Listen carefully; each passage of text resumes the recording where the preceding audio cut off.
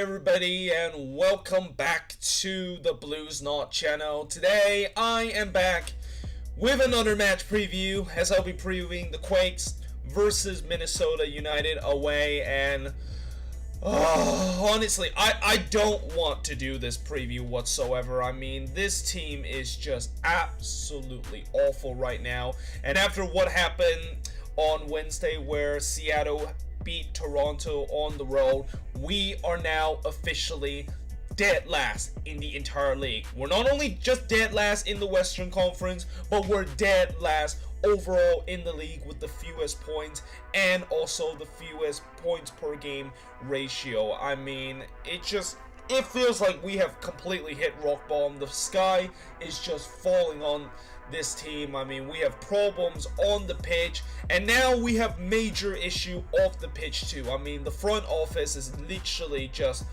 I don't even know what in the world they're doing with this team. And all this talk about how this is a new era of Quakes football, this is Quakes 2.0. Yeah, this is Quakes 2.0, alright, but instead it's actually 2.0 of just a pathetic kind of MLS team we have been in the last couple of years. And other than the fact that the front office is literally completely turning this team into garbage once again, there was also some very strong words that have been spoken after that match, especially what Florian Ljungberg said after that post-game interview against the Portland Timber. And actually, I'm gonna just read you what exactly he said in the post-game interview here on my phone. It felt like every week we don't play good, and the other team are smarter, more experienced. Yup, that sounds pretty much correct. That is how our season has been pretty much. And then this is what he also says: you can't complete if you play like this every week. It's impossible to win games. It's too naive. It's nothing to do with men's soccer. It's youth soccer, what we play. And again, 100% correct of what he says. It exactly is what kind of style we are playing right now, which is youth soccer. And for some that might say that that seems like a very kind of harsh kind of criticism, I don't, because you look at how this team has been playing in the last couple of games, and you look at the defense that we've been. It is literally at youth soccer level. And hell, I can even get into even more harsher and say that even an 8-year-old can defend better than what our defense, and that goes the same with how our midfield is functioning and also how our attacking is functioning. I mean, that what Ljungberg says in that post-game interview is absolutely correct, and this is why this club is in absolute shambles right now.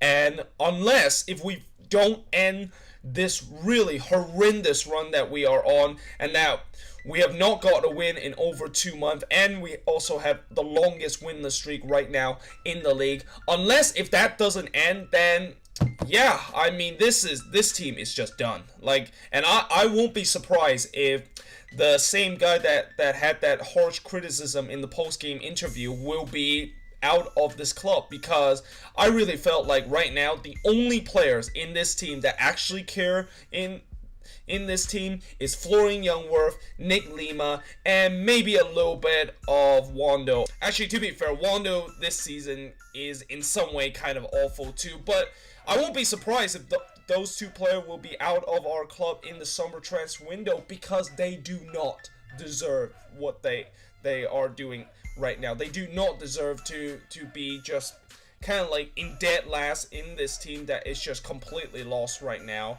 But either way, going back to the actual match preview and talking about this upcoming match against Minnesota, it's hard to believe, but the last win that we had this season was in the first game of the season, and guess who we beat in that game? Oh yes, that's right, it is Minnesota United. So, you know, despite the fact that it seemed like really doom and gloom right now, being a Quakes fan, at least one positive I will say about this upcoming match is that the team that we're playing against is the team that we beat last time, and it's also one of the two teams that we actually got a road win last year. And the other thing about this upcoming match that there is kind of like a little bit of a silver lining is that Minnesota did play a midweek game. They did have to go to LA to play a midweek game, and they lost that one. And now they have a short rest, and coming into this game kind of low and confident after that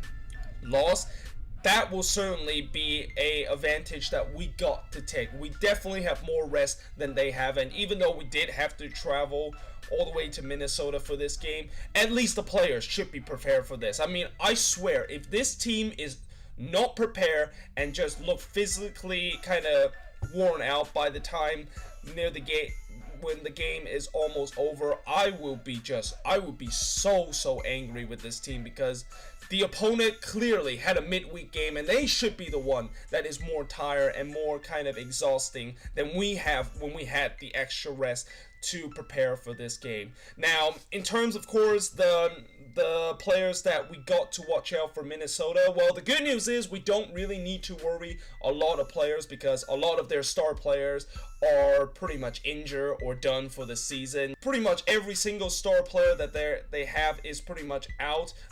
Christian Ramirez, Ethan Finley, Kevin Molino, Sam Cronin, and all those guys are not going to be playing in this game.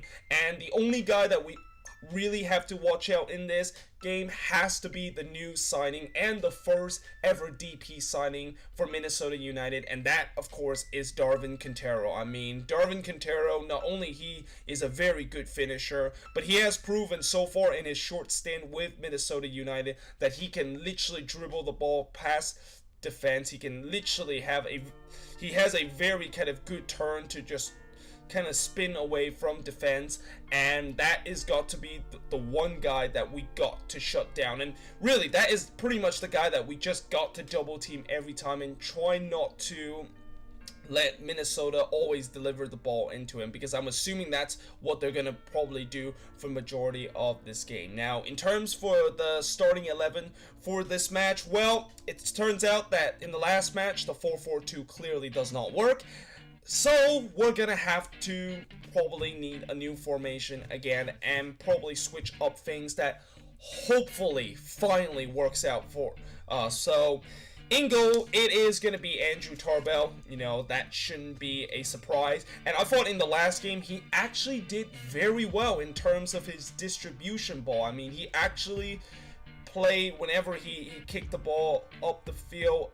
I don't remember one time that he actually kicked it out of bounds, and certainly I think that probably is a very good improvement. I hope that he keeps it up like that. And then of course in the left back, and this might sound crazy, but I'm gonna give him another chance, and that of course is Shea Salinas. So remember how I felt absolutely sick seeing Shea Salinas in the starting 11 in that game against Portland Timbers? Well, it turns out that he actually had a decent game for once, and he actually probably had the best game that he had throughout the whole season.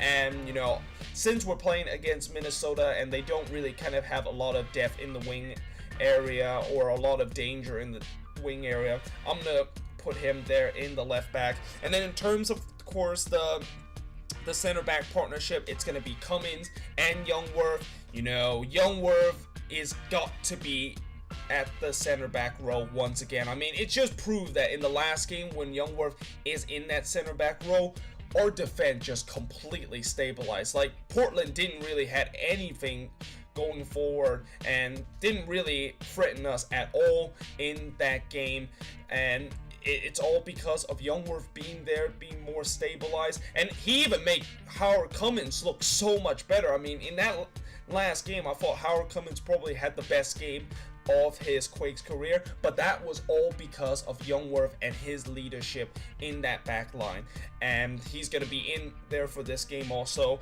And then on the right back, it is going to be Nick Lima. And then going into the midfield partnership, I'm going to say it's going to be Godoy and Jackson Yeo. Now obviously there's been a lot of people that has not been happy with Honorable Godoy these last couple of games, and I kind of do agree. You know, he's been having a very poor season so far. I mean, he's very bad on the ball at times. He give away silly foul. especially in that last game against Portland Timber, and was probably the reason why we lost that game. And he also was very poor going forward too. So yeah, I mean, everybody kind of want him to get benched from the starting 11, but at the same time, who is going to be playing in that holding midfield kind of area? Like, we don't really have anybody else that you could say that they can just play in the midfield area. I mean, if you say Alashe is going to be in there as a midfielder, then you are absolutely crazy. I mean, Alashe is just as bad as Godoy right now. And if we move Youngworth back in that central defense mid area, that means that our center back row is going to be kind of unstabilized again, because we don't have that kind of leadership in that center back row from Youngworth. So yeah, it is just it's a very sticky situation in the defensive mids situation right now. But then again, pretty much almost every position that we have on this team are either just big question mark, or just, you might as well just go with what we have, even though what we have is just not good at all.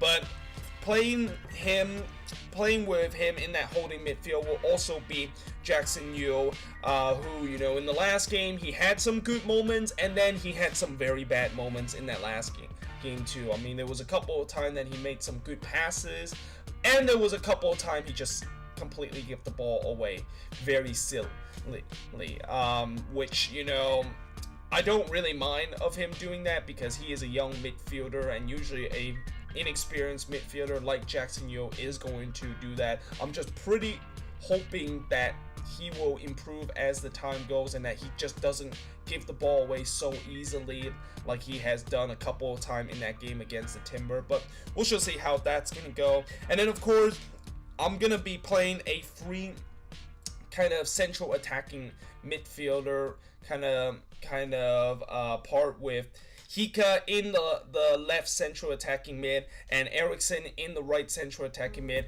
And playing in that number 10 row, it is going to be Vako. And then up front, it is going to be Husin. So basically, I'm playing a 4-2-3-1 in this game. I don't remember if we have ever played the 4-2-3-1 before, but let's just hope that this formation will finally be the one, because this will give Vako in that central attacking mid kind of role, which it seemed like that is probably his favorite kind of position right now. And it also gives Hika a chance to be in the starting 11, which I don't honestly know why in the world does Hika not get more minutes. It just seemed like there's something between Hika and Starhate that just makes Starhate not play him for whatever reason. And Hika isn't really bad at all. I mean, he is a very good kind of winger for us, and he has been proven that when he came off the bench, he can make a big impact. So why in the world are we not putting him in the starting 11?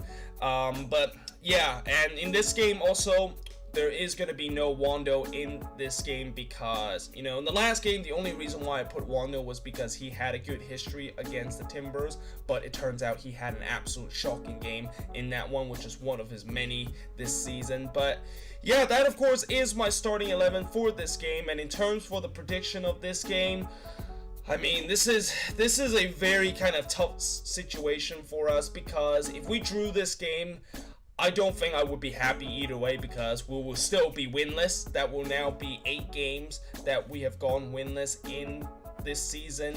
And also the fact that this is one of those games that we should be getting 3 points on the road. This is probably the most winnable road game we will have all season long. So for me, I'm going to say we're going to win. I'm going to say we're going to win it by a final score of 2-1.